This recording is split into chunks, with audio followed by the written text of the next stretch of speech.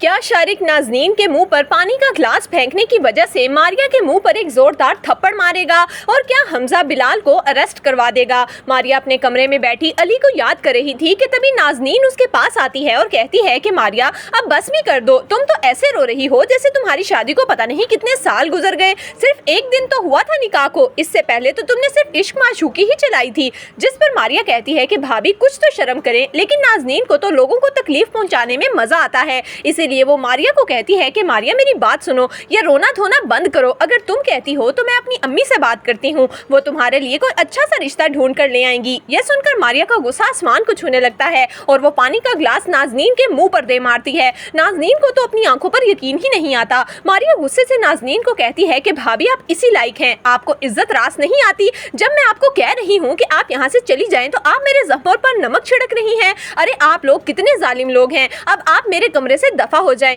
ये सुनकर नाज़नीन कहती है कि इस सब का अंजाम बहुत भारी पड़ेगा। शारिक को आने दो, तुम्हारी सारी करतूतें उनके सामने मैं बताऊंगी। जैसे ही शारिक ऑफिस से घर आता है तो नाज़नीन रोते हुए शारिक के पास आती है और कहती है कि शारिक अब मैं इस घर में एक मिनट नहीं रहूंगी। आपकी गुड़िया बाजी, बिलाल, रानी सब लोग मेरे साथ इतना बुरा सलूक करते रहे, लेकिन मैं चुप रही। आज तो आपकी छोटी बहन मारिया ने मेरे मुंह पर पानी का ग्लास मारा है। ये सुनकर शारिक के तो पैरों के नीचे से जमीन निकल जाती है। वो गुस्से से नाज़नीन को कहता है कि ये तुम क्या कह रही हो? मारिया की इतनी जुर्रत कि उसने तुम्हारे साथ बदतमीजी की। शारिक सीधा मारिया के कमरे में आएगा और मारिया के मुंह पर एक जोरदार थप्पड़ मारेगा। मारिया तो आंखों में आंसू लिए रोते हुए शारिक को कहेगी कि शारिक भाई, आपने क्या मुझसे पूछा कि मैंने वो सब कुछ क्यों किया? जिस पर शारिक कहता है कि मुझे किसी से कुछ पूछने की जरूरत नहीं, तुम्हें जरा शर्म नहीं आई कि अपनी बड़ी भाभी के साथ इतनी बदतमीजी की? जिस पर मारिया कहती है कि आप अपनी बीवी को समझाएं, वो मेरे जख्मों पर आकर नमक छिड़क रही हैं और मैं क्या चुप करके बैठी रहूं? इतने में गुड़िया और हमजा मारिया को लेने के लिए आ जाते हैं।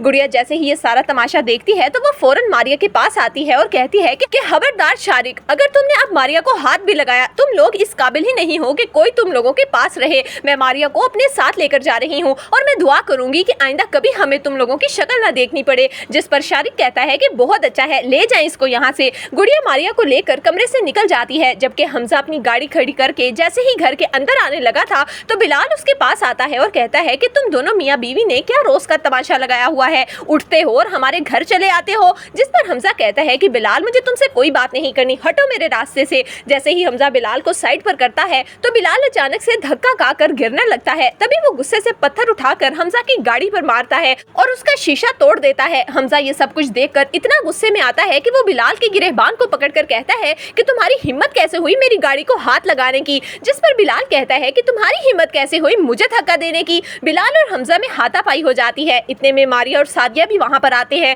सादिया हमजा को रोकने की कोशिश करती है और कहती है कि हमजा, मेरे भाइयों ने मेरा सर झुका दिया है, लेकिन मैं आपसे दरख्वास्त करती हूँ कि इसको छोड़ दें, पूरे मोहल्ले में तमाशा बन रहा है। हमजा सादिया की इज्जत की खातिर बिलाल को छोड़ देता है और मारिया और सादिया को लेकर घर आ जाता है। तो दोस्तों, आपके ख्याल में क्या हमजा को बिलाल पर FIR दर्ज करवा देनी चाहिए? आपकी इस बारे में क्या राय है, हमें कमेंट्स में जरूर दीजिएगा।